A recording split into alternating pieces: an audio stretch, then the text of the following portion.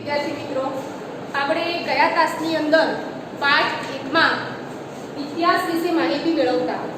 એની અંદર આપણે ઇતિહાસ જાણવાના સ્ત્રોતો વિશે માહિતી મેળવી હતી, જેમ કે તાળપત્ર, ભોજપત્ર, અભિલેખો, તામ્રપત્ર. ત્યાં સુધી આપણે માહિતી મેળવીશું. આજે આપણે સિક્કા વિશે માહિતી મેળવીશું. હવે સિક્કા એ ઇતિહાસ જાણવાનું એક અગત્યનો સ્ત્રોત છે. સિક્કાના આધારે આપણે જે તે સમયના રાજાઓની નામ, ધર્મ, સાંસ્કૃતિક, તે સમયના રાજાઓની રાજકીય, આર્થિક, ધાર્મિક અને સાંસ્કૃતિક માહિતી મેળવી શકીએ છીએ. હવે એ સિક્કાઓ, જે રાજાઓ સિક્કાઓ બહાર કાઢતા હતા, એના ઉપર રાજાઓ પોતાના નામ સ્થપાવતા હતા, જેના આધારે આપણે એ સમયના રાજાઓના નામ, પછી અમુક વાર આપણને સોના, ચાંદી, તાંબુ આ વગેરે ધાતુઓના સિક્કા મળી આવ્યા છે. અને એ સિક્કાઓના આધારે આપણે એ સમયની અમીરી, ગરીબી એના વિશે આપણે માહિતી મેળવી શકીએ છીએ. હવે આપણને ઈસવીસન 5મી સદી પૂર્વેના સિક્કા મળી આવ્યા છે, જે સિક્કા સૌથી જૂના સિક્કા છે. અને આ સિક્કાને આપણે પંચમાર્કના સિક્કા તરીકે ઓળખીએ છીએ. ઘણી વખત વિદ્યાર્થી મિત્રો પરીક્ષામાં પણ પ્રશ્નો પૂછાય છે કે સૌથી જૂના સિક્કા કયા મળી આવ્યા છે, તો કે ઈસવીસન 5મી સદી પૂર્વેના પંચમાર્કના સિક્કા આપણને મળી આવ્યા છે. હવે આ પંચમાર્કના સિક્કા એટલે શું, તો કે ધાતુના ટુકડાઓની છાપ ઉકસાવા ડીબામાં મૂકી દબાણ આપી બનાવાતા સિક્કાને પંચમાર્કના સિક્કા તરીકે ઓળખીએ છીએ. એટલે કે ધાતુના ટુકડાઓની છાપ ઉકસાવવા માટે એને એક પ્રકારનું બીબું બનાવવામાં આવે છે. એ બીબામાં મૂકી દબાણ આપી બનાવાતા સિક્કાને આપણે પંચમાર્કના સિક્કા કહીએ છીએ. આ સિવાય આપણને એ સમયના ગ્રીક રાજાઓ, મૌર્ય યુગના રાજાઓ, ગુપ્ત યુગના રાજાઓ, આમ અનેક યુગના સોના, ચાંદી, તાંબુ વગેરે ધાતુઓના સિક્કા મળી આવ્યા છે. અને આ સિક્કાઓના આધારે આપણે ઇતિહાસ જાણી શકીએ છીએ. આમ સિક્કા એ ઇતિહાસ જાણવાનો એક અગત્યનો સ્ત્રોત છે. હવે ત્યાર પછી વિદ્યાર્થી મિત્રો, ઇતિહાસ જાણવા માટે પુરાતત્વશાસ્ત્રીઓ, ઇતિહાસકારો અને પ્રવાસીઓ આ લોકોના આધારે પણ આપણે ઇતિહાસ જાણી શકીએ છીએ. હવે આ પુરાતત્વશાસ્ત્રી એટલે શું, તો કે પુરાતત્વશાસ્ત્રી એટલે ભૂતકાળની માહિતીનું સંશોધન કરનારાઓને આપણે પુરાતત્વશાસ્ત્રીઓ કહીએ છીએ. એટલે કે પુરાતત્વશાસ્ત્રી એટલે કે ભૂતકાળની જે માહિતી છે એનું સંશોધન કરે છે, જેને આપણે પુરાતત્વશાસ્ત્રીઓ કહીએ છીએ. અને આ પુરાતત્વશાસ્ત્રીઓને અંગ્રેજીમાં આર્કોલોજિસ્ટ કહેવામાં આવે છે. હવે આ પુરાતત્વશાસ્ત્રી એ જે તે પ્રાચીન સ્થળોએ જઈ ઉત્ખનન મીન્સ ખોદકામ કર્યું અને મકાનો, સિક્કાઓ, ઈંટો, પથ્થરો, મનુષ્યો અને પ્રાણીઓના હાડકાઓ, ઓજારો, ખોરાકના નમૂનાઓ વગેરે શોધી તેનો ઝીણવટપૂર્વક અભ્યાસ કરે છે. અને એ સમયના માનવોની સંસ્કૃતિથી આપણને અવગત એટલે કે માહિતગાર કરે છે. આમ ઇતિહાસકારો એ ભૂતકાળનું અધ્યયન એટલે કે અભ્યાસ કરવું, અધ્યયન મીન્સ અભ્યાસ કરવું, તો કે ઇતિહાસકારો એ ભૂતકાળનું અધ્યયન કરનારા મહત્વના વિદ્વાનો છે. હવે આ ઇતિહાસકારો એ જે સાધનો એ મળી આવેલા છે એ સાધનોનું સૌપ્રથમ વર્ગીકરણ કરે છે. વર્ગીકરણ કરી તેનું સંશોધન કરે છે અને હસ્તપ્રત, દસ્તાવેજો, અભિલેખો આમાંથી બધી જ માહિતી ભેગી એકત્રિત કરે છે અને ત્યારબાદ તેનું યોગ્ય રીતે આલેખન કરે છે. આમ આ પુરાતત્વશાસ્ત્રીઓ અને ઇતિહાસકારો એ ભૂતકાળને આપણી સમક્ષ જીવત કરે છે.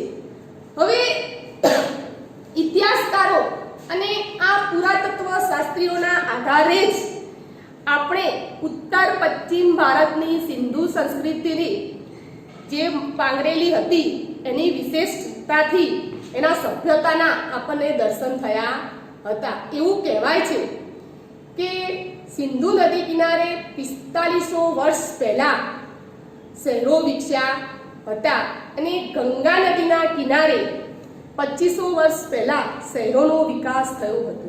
આ બધું આપણને ઇતિહાસકારો અને પુરાતત્વ શાસ્ત્રીઓના આધારે જ જાણવા મળે છે.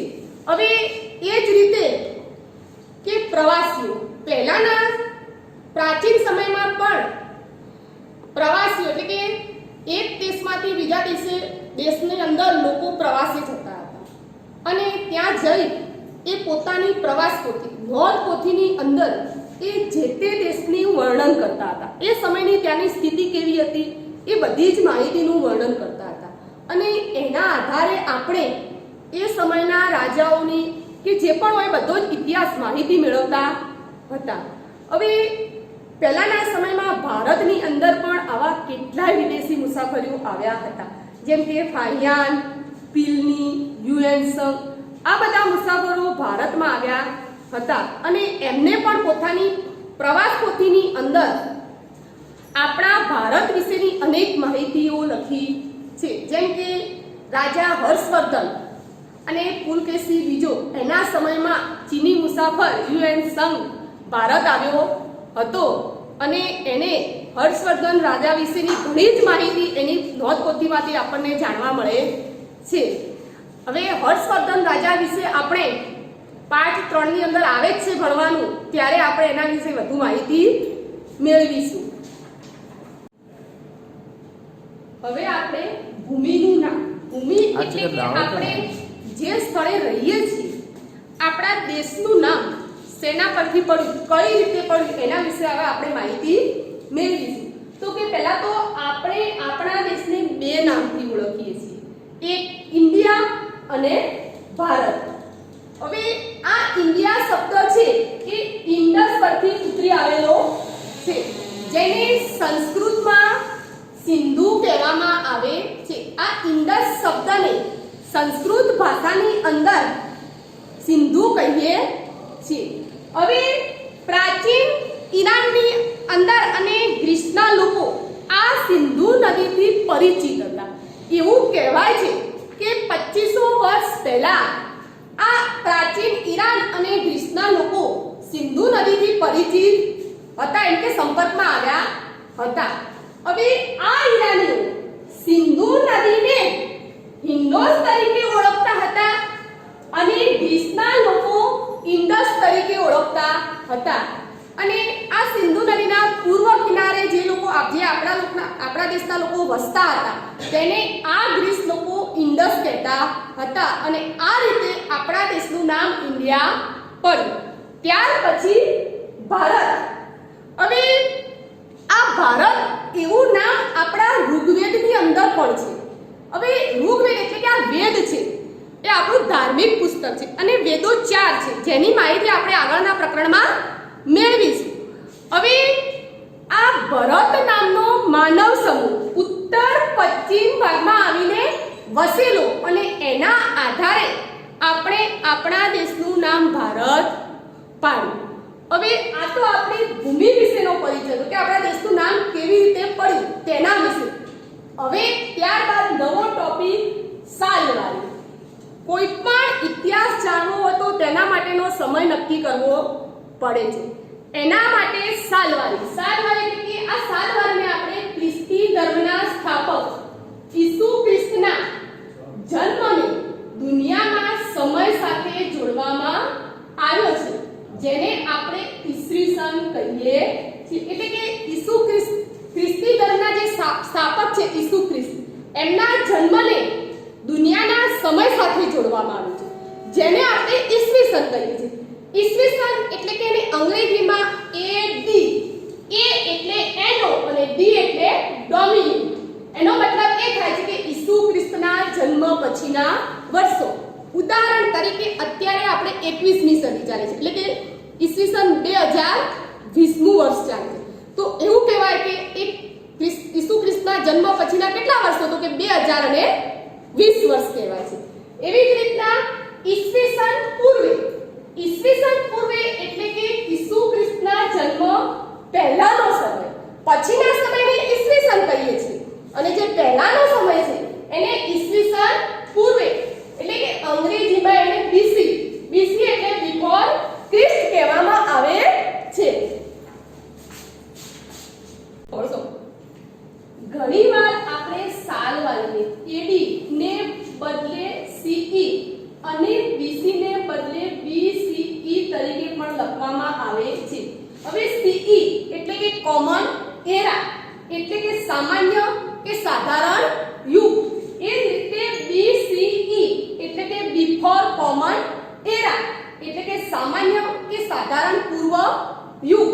હવે આ સાલવારીને ખ્રિસ્તી ધર્મ વિશ્વના મોટા ભાગના રાષ્ટ્રો સાથે સંકળાયેલો હોવાથી કે ખ્રિસ્તી ધર્મ એ વિશ્વની અંદર ઘણા જ દેશો સાથે સંકળાયેલો છે, એટલે દરેક રાષ્ટ્રની જેમ આપણે ભારતમાં પણ આ જ સાલવારીનો ઉપયોગ કરીએ છીએ. હવે આ સાલવારીને આપણે એક સમય રેખા દ્વારા સમજીશું કે અહીંયા 0 ઉપર એટલે કે આ ઈસુ ખ્રિસ્તનો જન્મ છે, એના પછી આ બાજુના ભાગમાં એટલે કે ઈસવીસન એટલે કે પહેલી સદી, બીજી સદી, ત્રીજી સદી, એક સદી બરાબર 100 વર્ષનો સમયગાળો થાય છે. એ જ રીતે આ બાજુ એટલે કે ઈસવીસન પૂર્વે એટલે કે પહેલી સદી, બીજી સદી, ત્રીજી સદી.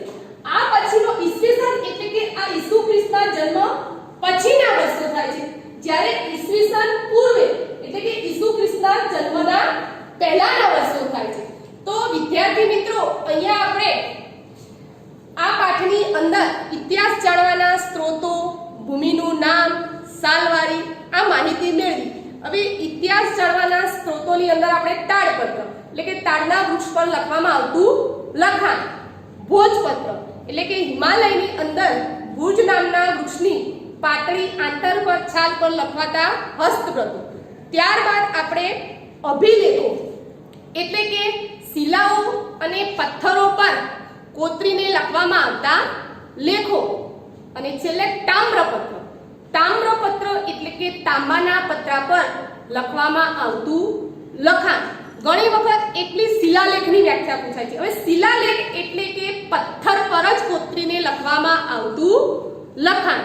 એમ અહીંયા આપણે ઇતિહાસ જાણવાના આ બધા સ્ત્રોતો વિશેની માહિતી મેળવી. અહીંયા આ આપણો પાઠ પૂરો થાય છે, અને દરેક વિદ્યાર્થી મિત્રોએ પોતાની નોટમાં પાઠ 1નો સ્વાધ્યાય લખવો.